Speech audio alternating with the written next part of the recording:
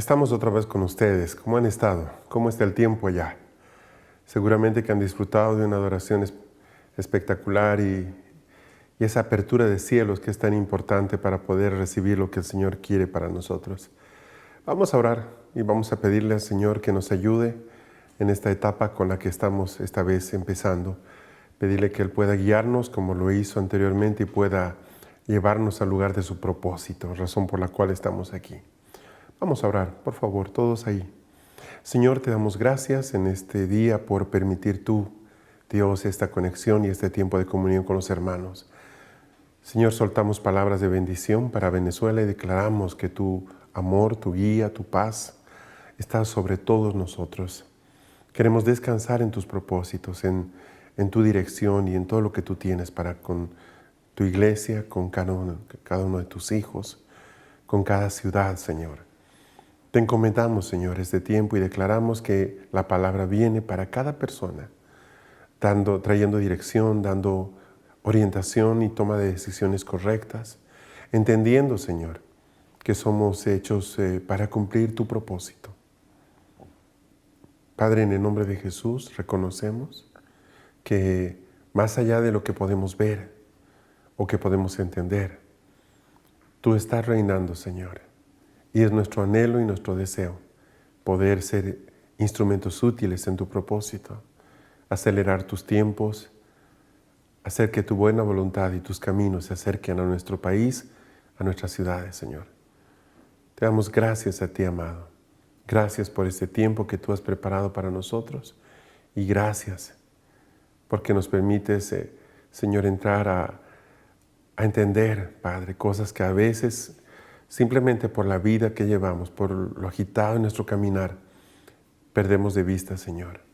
Y en ese proceso también dejamos de escuchar lo que tú tienes. Te encomendamos, Señor, en este día, todo nuestro corazón y nuestros planes. Los ponemos delante de ti. Sea tu mano y tu luz, Señor, sobre todo ello. En el nombre de Jesús. Amén. Voy a empezar con un pasaje que está en el libro de San Mateo, capítulo 19. Si usted tiene su Biblia, por favor, puede buscar Mateo 19. Y voy a leer desde el versículo 21 hasta el versículo 24. San Mateo, capítulo 19, versículo 21 al versículo 24. Le dijo Jesús: si quieres ser perfecto, anda, vende tus bienes y dalo a los pobres, y tendrás tesoros en el cielo, y ven y sígueme. Verso 22. Pero cuando el joven oyó la palabra, se fue triste, porque tenía muchas posesiones. Entonces Jesús dijo a sus discípulos: de cierto os digo que difícilmente entrará el rico en el reino de los cielos. Otra vez os digo que le es más fácil a un camello pasar por el ojo de una aguja que a un rico entrar en el reino de los cielos. El pasaje completo usted lo conoce. Es una situación muy particular. Jesús encontró a un joven que en sus palabras él había guardado la ley durante toda su vida. Él se acercó a Jesús y le pidió la oportunidad de acompañarlo, de seguirle. Jesús estuvo más que dispuesto de hacerlo, pero puso una condición, un requisito. Le dijo que él debería, ya que había hecho tantas cosas y había observado la ley, él debería dejar sus bienes, darlo a los pobres, dejar todo su tesoro en el cielo y seguirlo. Y la palabra que utiliza es: si quieres ser perfecto, si quieres ser perfecto. Más allá de la connotación que de por sí involucra pensar en tener que deshacerse de todas las cosas, cosa que definitivamente este joven no logra hacerlo, me parece muy interesante, y es el tema con el que quiero empezar, analizar cuál es la definición que Jesús tiene de perfección. En este pasaje hay una palabra griega que se utiliza para definir lo que es perfección, que es teleios. Teleios, de donde viene perfecto, en primer lugar significa maduro por medio del crecimiento. Imagínese cuando usted ve un campo de trigo maduro, usted puede decir, el campo está perfecto para ser cosechado. Cuando usted toma una manzana y está madura correctamente, un fruto cualquiera, y usted lo saborea y le preguntan, ¿cómo estaba? Usted dice, perfecto. ¿Qué significa? Maduro. Esta palabra significa maduro por medio del crecimiento, pero también significa tener el carácter moral o tener las características o cualidades de estar completo. Perfecto, en pocas palabras, lo voy a asociar con número 1, maduro, número 2, carácter y número 3, completo. Cuando algo es perfecto, podemos decir que es maduro, que tiene carácter y que es completo. No se le puede añadir nada más. Está perfecto.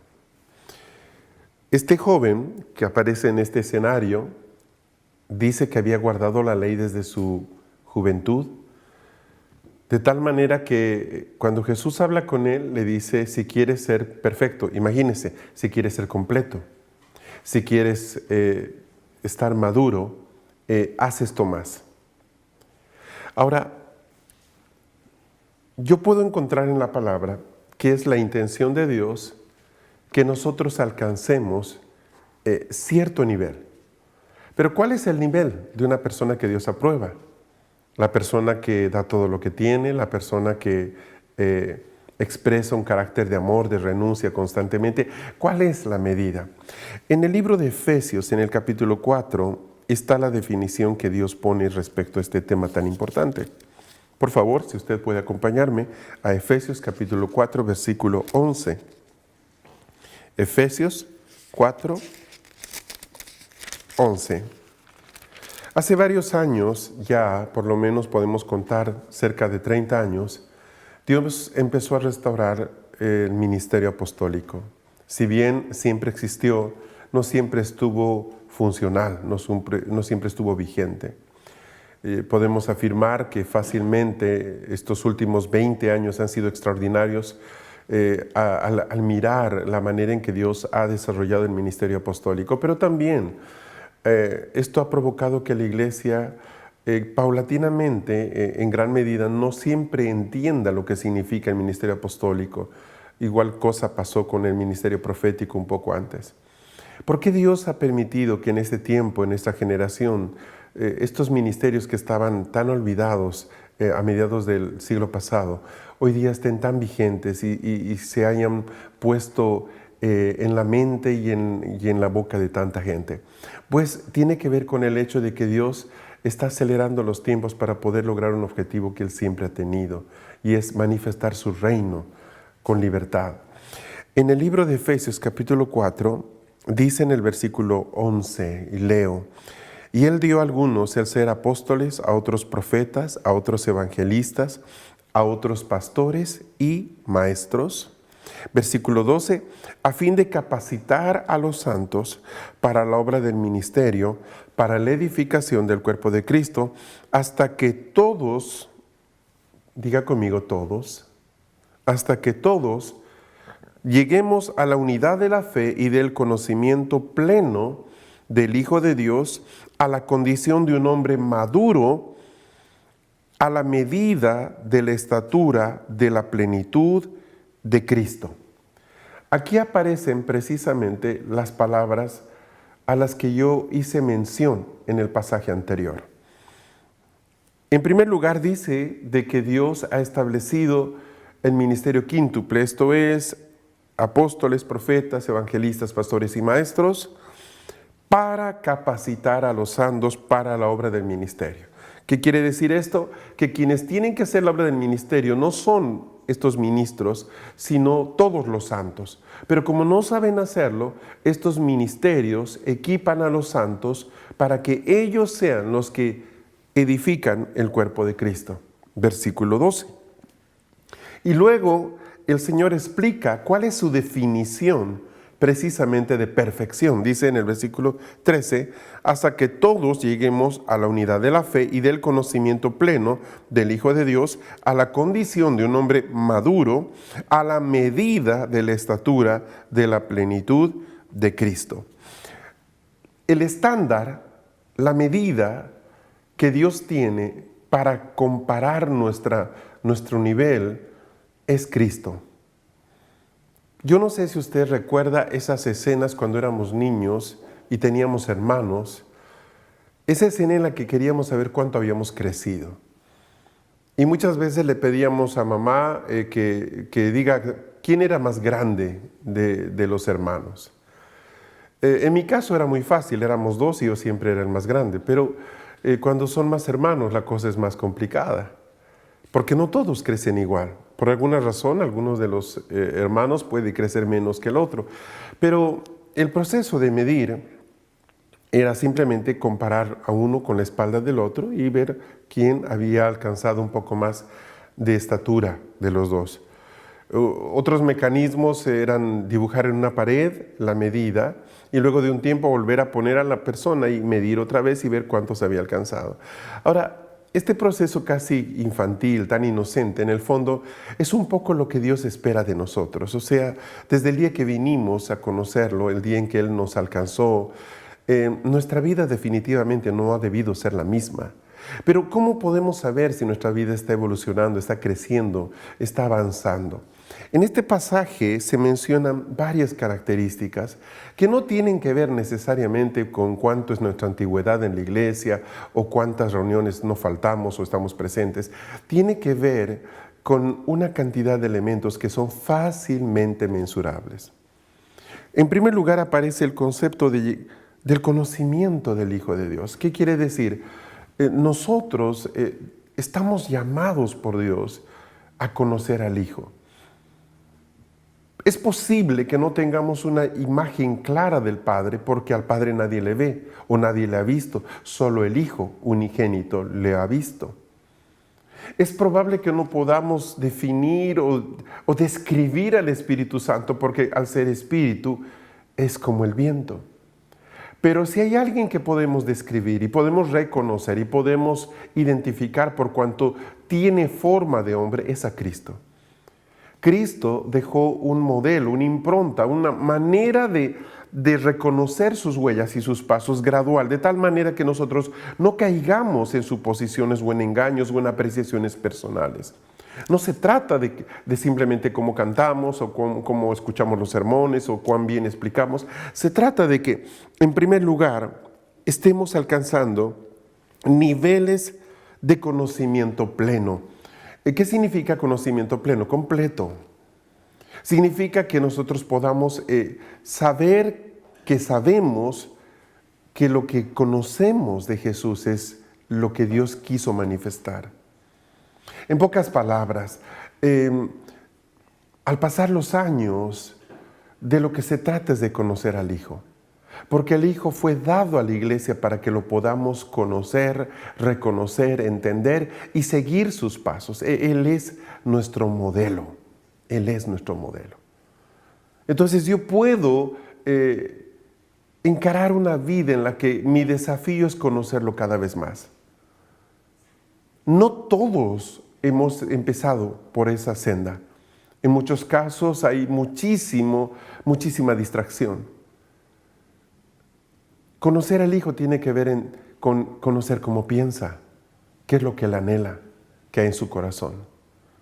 Es entenderlo, es poder reconocer que si él aborrece el pecado, yo voy a lograr aborrecerlo solo si lo que hay en el corazón de Jesús es lo que está en mi corazón. No hay otra manera de aborrecer el pecado. Y si quiero amar lo que Jesús ama, necesito conocer el corazón de Jesús y necesito llegar a amar lo que Él ama y de esa manera voy a poder ser uno con Él. Dice aquí más adelante que lleguemos al conocimiento pleno del Hijo de Dios, a la condición de un hombre maduro. Una de las señales de la madurez es la estabilidad. Cuando hablo de estabilidad, quiero decir una persona que está ahí, que es confiable, que no importa lo que pase, va a estar ahí. Pero muchas veces uno se encuentra con gente que tiene supuestamente un ministerio profético o pastoral o lo que fuera, pero son de verdad como barcos llevados por todo tipo de corriente y por todo tipo de ventarrón. Estamos aquí para dar testimonio de que Dios es fiel. Él no cambia, nosotros tampoco, en el sentido de que estamos ahí. La gente nos puede encontrar, se puede apoyar en nosotros, somos gente confiable. Madurez tiene que ver con eso, con ser confiables. Muchas veces tenemos quizás como una característica de la iglesia latinoamericana el hecho de que hay una mayor presencia femenina en las iglesias. Por alguna razón, por lo menos cerca del 65-70% de la iglesia latinoamericana está conformada por mujeres. Pero las mujeres necesariamente no siempre expresan todo lo que Dios quiere que exprese su iglesia. Y el gran problema es de que se les pide sujeción, se les pide que estén bajo autoridad, pero muchísimas veces los varones, los padres, los esposos no ejercen la autoridad correspondiente porque no son gente madura. ¿Qué quiere decir? Que un día ellos quieren hacer las cosas y avanzar y comprometerse con Dios, pero un tiempo después no quieren saber nada y apenas se los puede sacar de la casa para traerlos a la reunión. Entonces es muy difícil que puedan estimularnos a confiar en ellos, a saber que ellos pueden ser ejemplo de estabilidad, por ejemplo. Dice acá en el mismo pasaje, a la medida de la estatura de la plenitud de Cristo. Entonces, imagínese, volviendo a la historia, la ilustración anterior, usted es uno de los hermanos y quiere alcanzar al hermano mayor. Ahora, usted sabe que ese es hasta cierto punto una carrera perdida, pero sabemos que cuando llega el tiempo, es posible que paulatinamente los que eran pequeños en estatura o eran menores, terminen alcanzando al hermano mayor. ¿Por qué? Porque en algún momento el hermano mayor deja de crecer, mientras que los menores siguen creciendo. Bueno, el hermano mayor es Cristo, Él es nuestro modelo. Y lo que Dios espera de nosotros es que, al igual que nos comparábamos con nuestros hermanos, nos comparemos con Él. Y nos pongamos espalda con Él. Y le podamos decir, ¿tú me ves? ¿He crecido un poco más? Padre, ¿tú ves que estoy alcanzando a Jesús? No es una presunción, es lo que Dios espera de nosotros. Él puso una medida, que es Cristo, y quiere que nosotros crezcamos. Que nuestro carácter al pasar el tiempo sea más estable, más maduro. Que dejemos de pasar por etapas de depresión o impresión o represión y podamos entrar a la estabilidad que es saber quiénes somos en Él. La meta de todo hijo de Dios es crecer a la medida de Cristo. La palabra medida que aparece aquí en Efesios capítulo 4, verso 13, dice, hasta que todos lleguemos a la unidad de la fe y del conocimiento pleno del Hijo de Dios, a la condición de un hombre maduro. Y note lo que dice a continuación, a la medida de la estatura de la plenitud de Cristo. La palabra medida en griego es la palabra metrón. Metrón. Usted está pensando ya, ¿verdad? ¿Qué palabra se deriva de metrón? La palabra metrón significa medida, instrumento para medir, recipiente para recibir y determinar la cantidad de las cosas. Es una regla, es un estándar, es algo que determina el grado o la estatura requerida. Si alguna vez ha tenido oportunidad de visitar un parque infantil, es posible que haya encontrado montañas rusas o las famosas ruedas de Chicago, no sé cómo se llama en Venezuela esto, pero van a darse cuenta que cuando los niños están haciendo la fila para entrar a ese juego, en la puerta precisamente hay una persona. Y la persona tiene una medida, un metrón, de la estatura mínima que se debe tener para poder entrar al juego. Entonces, imagínense, los niños están formados, esperando su turno para entrar, pero este guardián, este encargado del juego, tiene el metrón y supongamos que la estatura mínima es 1,20 m para poder entrar. Entonces, viene un niño que tiene esa estatura y puede pasar. Viene un niño que tiene más estatura y puede pasar. Pero viene un niño que tiene 1 metro 1,5 m, no tiene 1,20 m. Y aunque él trate de estirarse un poco, cuando el encargado lo ponga al lado del metrón, le dirá: niño, tú no puedes entrar, eres demasiado pequeño para esto. En ese momento el niño no tiene más opción que hacerse a un lado, debe retirarse. ¿Por qué? Porque está inhabilitado por su estatura. Entonces, muchas veces nosotros tenemos exactamente esa misma situación. Dios quiere usarnos para cambiar la ciudad o la universidad, quiere usarnos para que podamos traer luz a los lugares de trabajo, allá donde la gente necesita conocer a Dios. Pero hay un pequeño problema: no tenemos estatura. Nos falta la estatura para poder ocupar esa posición. Entonces, ¿qué es lo que debemos hacer? ¿Qué es lo que Dios espera de nosotros? Debemos crecer. La palabra medida, metrón, está asociada con algo mucho más fuerte, que es en realidad de lo que quiero compartirle. Cuando el hombre peca, cuando se produce ese terrible incidente en el huerto, uno de los elementos que se produce, yo había hablado justamente en la anterior sesión de esto, es la pérdida de la imagen. La segunda cosa que se produce es de que la desobediencia hace de que el hombre ya no pueda ejercer autoridad. ¿Por qué? Porque para poder ejercer autoridad se requería cierta estatura, cierta medida. Cuando el hombre peca, él pierde la medida. Al perder la medida, automáticamente ya no puede ejercer autoridad. Voy a poner una imagen en su mente que quizás la vivió cuando era niño y no fue de las mejores imágenes, pero me sirve mucho para ilustrar lo que quiero decir. Antiguamente era común que los niños en los colegios sean golpeados cuando infringían alguna determinación. Entonces, en cada aula o a veces el regente del colegio tenía una regla. ¿Entienden lo que es una regla? Es básicamente un instrumento para medir. Podía ser de madera, normalmente lo era, y lo utilizaban en los pizarrones para poder hacer las clases de geometría, en fin. Entonces, ¿qué sucedía? Cuando un niño era sorprendido en una falta, tenía que agacharse, y el maestro agarraba la misma regla que utilizaba para medir, para enseñar a los niños, la misma regla la utilizaba como instrumento de castigo. Le daba unos cuantos golpes con la regla.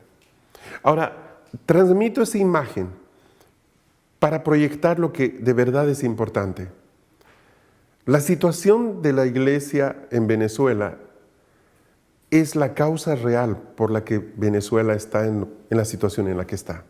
Se lo voy a decir de otra forma. La única esperanza para Venezuela no es un partido político o otro líder o quien quiera.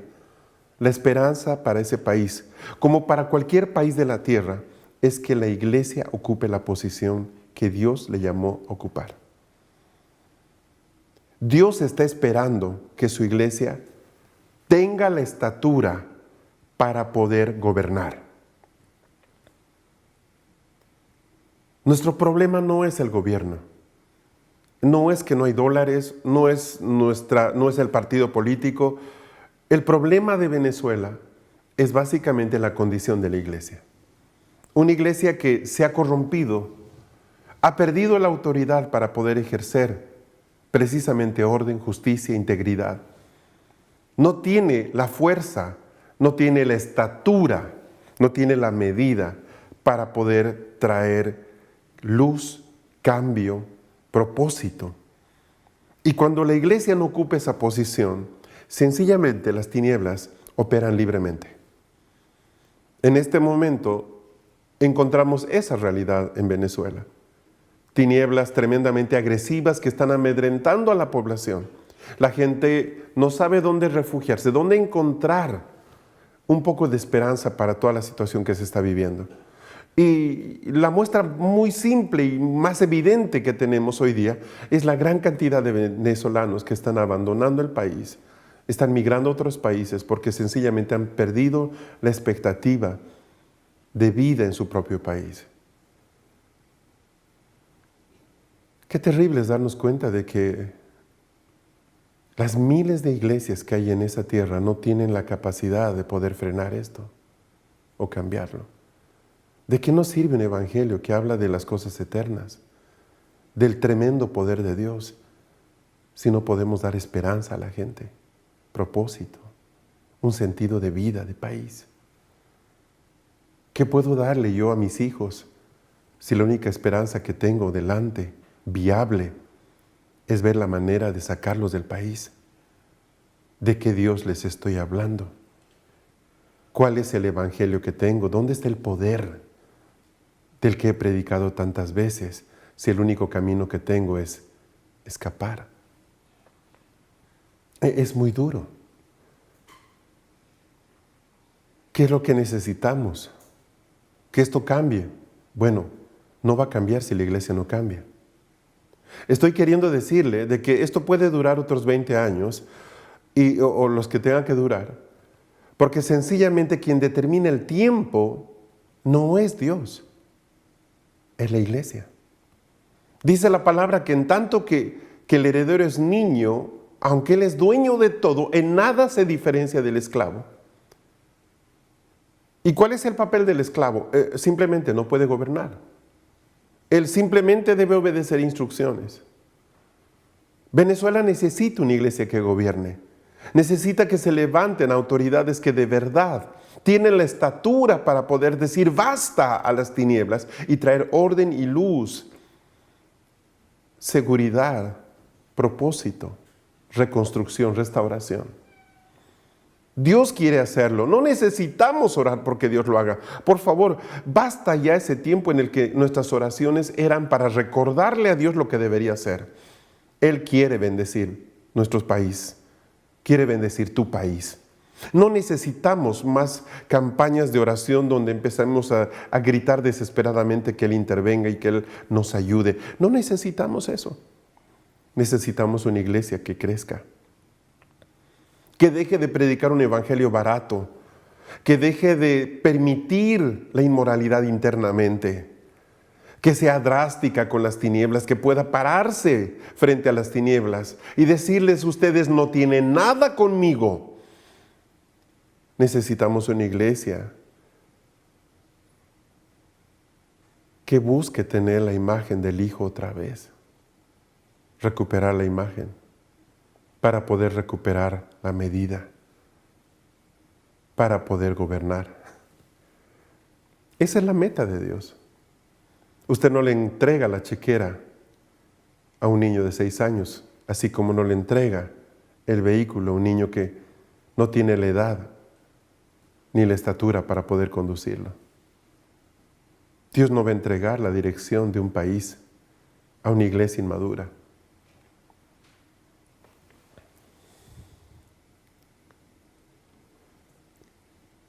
Cuando en el libro de Génesis, capítulo 1, 26, Dios le dice a Adán: domina, te he dado dominio.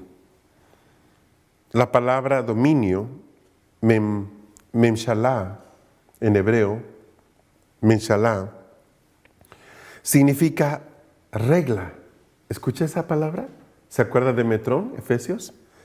Dominio, regla del reino, reinar o señorear. Está la palabra mashal, que significa también regla, dominio, gobierno. Se traduce como dominio en la palabra muchas veces.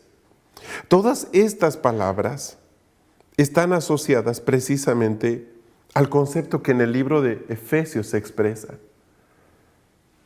Él es la medida, Cristo. Debemos crecer a su medida.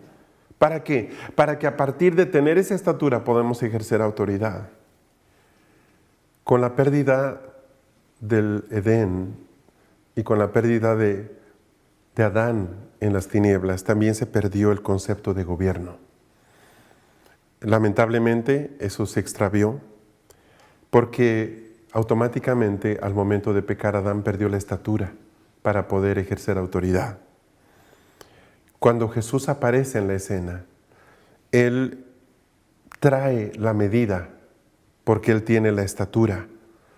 Y a partir de que Él, como ejemplo, como hombre, nos muestra lo que es caminar en justicia, todos los reinos de la tierra lo toman a Él como la medida que puede gobernarlos. Ahora, Él no se lleva esa medida, Él deja su medida en la iglesia. Entonces, por un lado, nosotros podemos decir hoy día de que somos justos a través de lo que Cristo hizo, justificados pues, ninguna condenación hay para los que están en Cristo. Pero por el otro lado, nosotros no solamente estamos llamados a vivir en esa justicia que está en Cristo, sino que también estamos llamados a hacer obras de justicia, estamos llamados a manifestar la medida que tenemos de Cristo hacia afuera. ¿Eso qué significa? Significa de que lo que Dios espera es básicamente lo mismo que esperaba de Adán, que Él gobernara. Y la capacidad de gobernar de Él estaba asociada a mantener su imagen y a poder tener la estatura para poder ejercer gobierno, porque el gobierno está ajustado con medida. Esta medida de la que estoy hablando se debe desarrollar en el tiempo. Cuando nosotros venimos a Dios nos damos cuenta de que vivíamos conforme a las circunstancias. Una palabra que expresaba un buen tiempo era: qué suerte, mira, conseguí esto, qué suerte. Qué afortunado era, conseguí comprar este auto a buen precio. Pero cuando venimos a Dios, salimos del concepto de suerte, de fortuna, y entramos al concepto de propósito. Entendemos lo que es bendición. Entendemos que cuando Dios bendice es porque tiene un propósito. Empezamos a entender cómo los cielos piensan. Ahora, venimos de una cultura de tolerancia donde pues mira, si está bien para ti, no hay problema, te puedes quedar con eso. No juzgues, no te metas en problemas. Si está bien para ti, no hay problema. Y ese concepto lo hemos universalizado y hemos hecho de la iglesia una atmósfera en la que sencillamente nosotros debemos tolerar todo por el pretexto de que Dios ama o que Dios nos ama o que el amor de Dios todo lo tolera. Y eso no es cierto. Porque si bien es cierto, cuando somos niños podemos romper algunos adornos, podemos cometer algunos errores precisamente porque somos inexpertos, somos niños. A medida que crecemos, esos errores ya no se aceptan. Si usted es padre o madre, ha pasado por esta experiencia. Usted no va a retar a un niño porque rompió un adorno al querer caminar. Pero sí le va a dar un castigo cuando, sabiendo caminar, debiendo tener cuidado, él decide sencillamente ignorar eso y torpemente, descuidadamente rompe el adorno que uno estaba cuidando. Ahí no hay inexperiencia de por medio, ahí hay descuido. La inexperiencia ciertamente es algo que con el tiempo se corrige, pero si no hay el cuidado, eso tiene que ver con el corazón, no tiene que ver con la estatura, no tiene que ver con la edad. Eso está asociado a la madurez. Entonces usted va a tener que disciplinar a esa persona.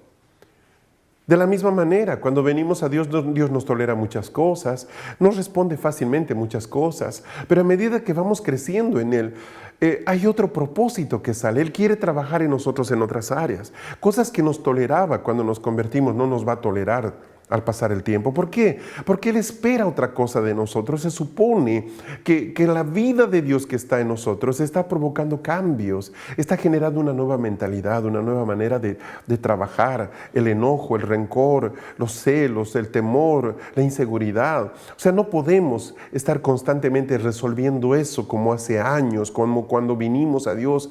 No se trata de orar para que Dios me quite el temor, debo confrontarlo. No se trata de que sencillamente le pidamos a Dios que intervenga y que borre del planeta todas aquellas personas que nos intimidan. Nosotros tenemos que aprender a vencer la intimidación. Todo eso viene y viene en el tiempo de Dios, y la iglesia está ahí justamente para animarnos a avanzar, para animarnos a desafiarnos en esas áreas. Y nuestra vida va cambiando y tomamos responsabilidades, aprendemos a perdonar, aprendemos a confesar lo que nos afecta, aprendemos a confrontar las cosas que nos intimidan. En ese nivel, Dios nos confiere más responsabilidad, nos da carga. tomamos el peso de llevar a nuestra familia a conocerlo. Y cuando somos fieles con eso, Dios va a traer más áreas de nuestra vida. De ahí que es tan importante que los que son padres, no se trata de llevar a los hijos a la fuerza, a la iglesia, se trata de ser un ejemplo de Cristo para ellos, ser gente que con su ejemplo predica todo el tiempo. Nuestros hijos no necesitan que les gritemos versículos bíblicos a cada media hora, necesitan vernos como personas justas, que muestran lo que es caminar con Dios, tener temor de Dios, que escuchan cómo conversamos en la mesa con respeto, con temor de otras personas, sabiendo que somos gente que honra a sus autoridades, que sabe tener en alta estima la verdad, la virtud, la honestidad. Entonces, el dominio, este concepto de medida, va a empezar dominando lo que está en nuestro corazón, aquello que es interno. ¿Qué sucede? Pues es posible que cuando uno es muy pequeño, muy joven, ¿verdad?, siente que el corazón se entusiasma con una muchacha o con la otra muchacha, o cuando uno es joven con un trabajo, otro trabajo, un auto, otro auto, un teléfono, otro teléfono. Pero a medida que vamos creciendo, eso debe cambiar. Debemos ser gente estable que controla sus propias emociones, que sabe decir no a lo que debe decir no, sabe ser disciplinado con lo que necesita aprender y ser responsable con lo que otras personas esperan de uno. El dominio interno probablemente es el primer campo de batalla que tenemos.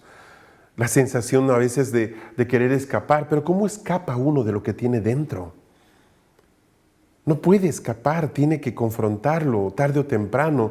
Y la iglesia es un buen lugar para hacerlo. La familia es un buen lugar para hacerlo. Es el lugar donde yo confronto lo que está mal, lo que no debo hacer, donde yo busco manifestar la luz, la vida de Dios en mi vida, pero trabajando con esas áreas internas.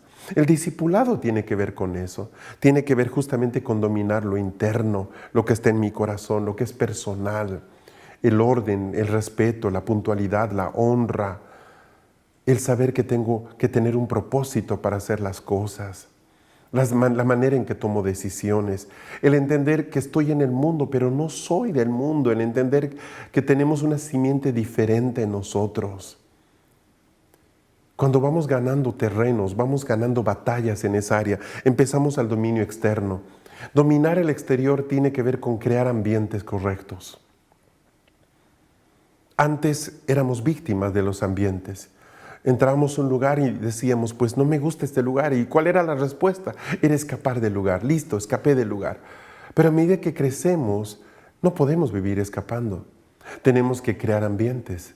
Somos creadores de ambientes, o también podríamos decir transformadores de ambientes. Esa persona que dice, yo dejo a la congregación, ¿por qué? Porque no me siento bien. O sea, se trata de sentirse bien. ¿Dónde está el propósito de Dios? Porque Dios me permitió estar ahí. ¿Qué es lo que Dios espera de mi vida? ¿Qué va a pasar cuando te cases? ¿Vas a decir, me cansé, ya no tolero a mi familia y te vas a ir simplemente? ¿Es eso responsable? ¿Es eso maduro? ¿Verdad que no se puede? Entonces entramos al crear ambientes. Los ambientes son determinantes. Puede que en la familia no todas las personas comulgan con la fe que tenemos y tenemos que crear un ambiente. Eso pasa en el trabajo, pasa en la universidad. Yo debo crear un ambiente. La vida de la iglesia no es el lugar ideal para vivir. ¿Qué quiero decir? Porque es artificial. O sea, nos reunimos unas cuantas veces por semana y la gente viene y se goza. ¿Por qué? Porque todos pensamos igual, cantamos igual, decimos amén a las mismas cosas. Pero cuando estamos fuera de la iglesia, ahí la atmósfera es diferente. Ahí va a haber gente que no acepta lo que creemos. Ahí estamos en medio de una cantidad de personas, presencias espirituales, de entornos en los cuales sabemos no todos aceptan lo que nosotros somos, tenemos. Y no podemos cambiar eso. Pero, ¿podríamos? Pues la Biblia dice que yo podría. Yo puedo cambiar un ambiente. Si he aprendido a cambiar lo que hay dentro de mi corazón interiormente, yo puedo cambiar también exteriormente. Yo puedo cambiar el entorno, puedo cambiar la atmósfera que está a mi alrededor. Eso es básicamente el concepto de profeta. Un profeta es un cambiador de ambientes. Él crea un ambiente. Ellos empiezan a adorar y la profecía empieza a soltarse. Son personas que tienen la capacidad de transformar el lugar en el que ellos están. ¿Por qué? Porque saben cómo hacerlo. Ellos dominan precisamente, en primer lugar, su corazón. Yo debo poner reglas en mi vida. Una vida que no tiene reglas es una vida que fácilmente se desenfrena. Debo aprender a respetar horarios, debo aprender a entender a qué hora puedo volver a casa, a qué hora debo levantarme, con quiénes puedo relacionarme. Son cosas básicas. ¿Cuántas veces la gente cae en pecados horribles, muchachos que caen en pecados con sus amigos o amistades, simplemente porque no pudieron gobernar su propio corazón? Yo debo saber con quién puedo y con quién no puedo, hasta dónde puedo hacer estas cosas. Todo esto es dominio interno. Nadie podría decir, es que mis amistades, es que mis amigos me llevaron, me forzaron. Eso no es verdad. Debe haber reglas en las casas. Definitivamente, el hombre ha sido creado para que viva según reglas. La única manera de vivir libre de ellas es siendo un hombre espiritual.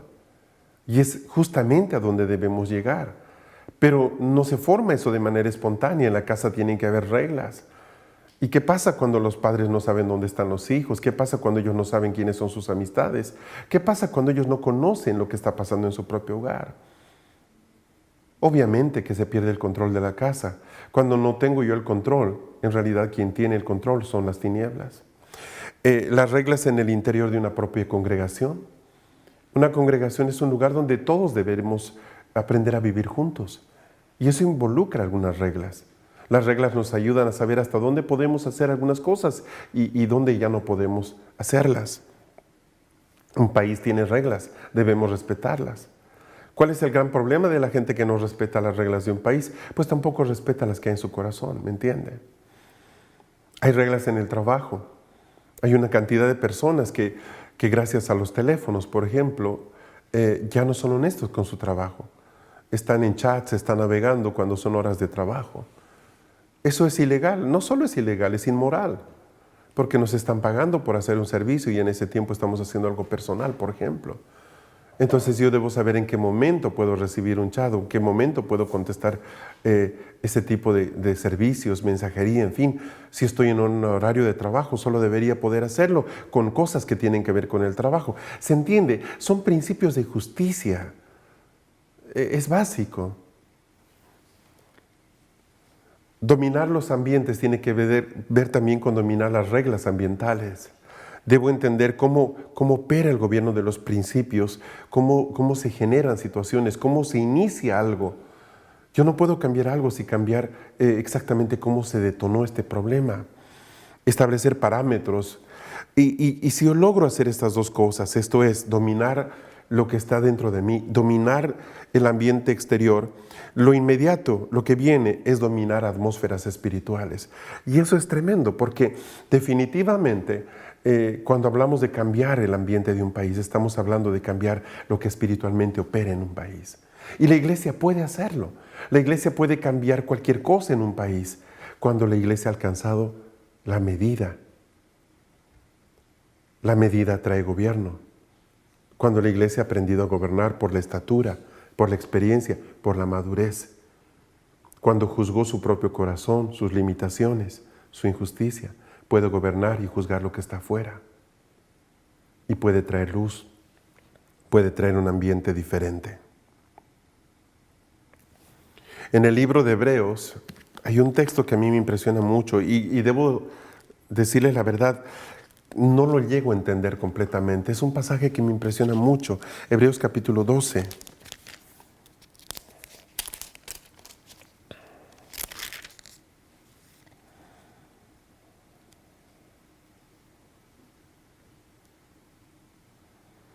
Dice además, versículo 5, Hebreos 12:5, habéis olvidado la exhortación que como a hijos se os exige. Hijo mío, no tengas en poco la disciplina del Señor, ni te desanimes al ser reprendido por Él, porque el Señor al que ama disciplina y azota a todo el que recibe por hijo. Es para vuestra corrección que sufrís, Dios os trata como hijos, porque ¿qué hijo hay quien su padre no discipline? Y esto es tan tremendo, es tan real, que aún dice la palabra que Jesús, por lo que padeció, aprendió la obediencia.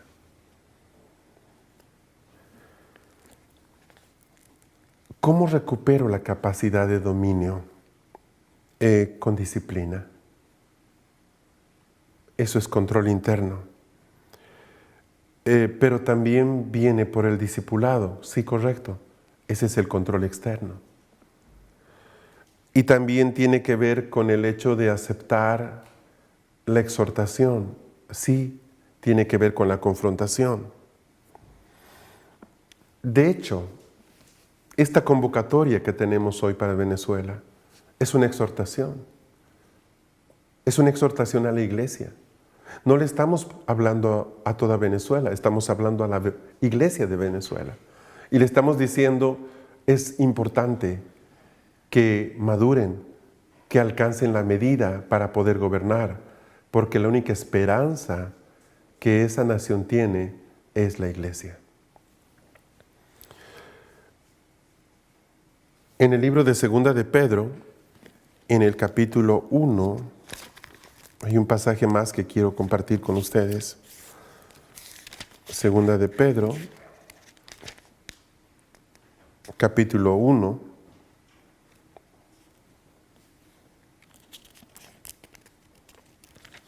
versículo 3 dice, pues su divino poder nos ha concedido todo cuanto concierne a la vida y a la piedad, mediante el verdadero conocimiento de aquel que nos llamó por su gloria y excelencia. Dios nos ha llamado para poder manifestar su gloria y excelencia. ¿Cómo uno aprende a vivir bajo autoridad? Respetando la paternidad, ¿qué quiero decir? El que aprendió a obedecer como hijo va a poder obedecer como siervo de Dios. El que aprendió a disciplinar como padre puede disciplinar también como pastor, puede disciplinar también como profeta de una nación. Los principios se aplican. Va a cambiar el entorno, pero el diseño es el mismo. El que no tuvo una imagen de padre va a tener problemas, por ejemplo, para corregir a sus hijos. El que tuvo un padre ausente difícilmente va a tener una línea de autoridad correcta. Hoy día, por ejemplo, mucho de lo que son las tribus urbanas, muchachos que se reúnen, que se congregan en torno a ambientes donde ellos comparten lo que ellos comulgan, en fin, nacen de familias precisamente que no tenían un padre presente, por lo tanto no pudieron ver una línea de autoridad. Y como no vieron una línea de autoridad cuando eran niños, tampoco pueden verla de adultos. De tal manera tampoco que pueden proyectar una imagen de autoridad cuando ellos son grandes. ¿Se entiende? Entonces el problema empieza desde que somos niños, es correcto. Entonces como iglesia debemos empezar a trabajar ya, sí, y debemos trabajar con las familias para que ellos tengan hijos que reconocen vínculos de autoridad, para que cuando ellos sean grandes podamos tener ciudadanos correctos que pueden cambiar el perfil de una nación. Todo nace de la manera en que las familias deciden vivir. Por eso es que la iglesia empieza en las casas. Por eso es que esta historia que nosotros tenemos aquí empezó con una pareja, con una familia, no con un hombre, sino con una familia. Dios quiere que las familias sean quienes resuelvan estos problemas.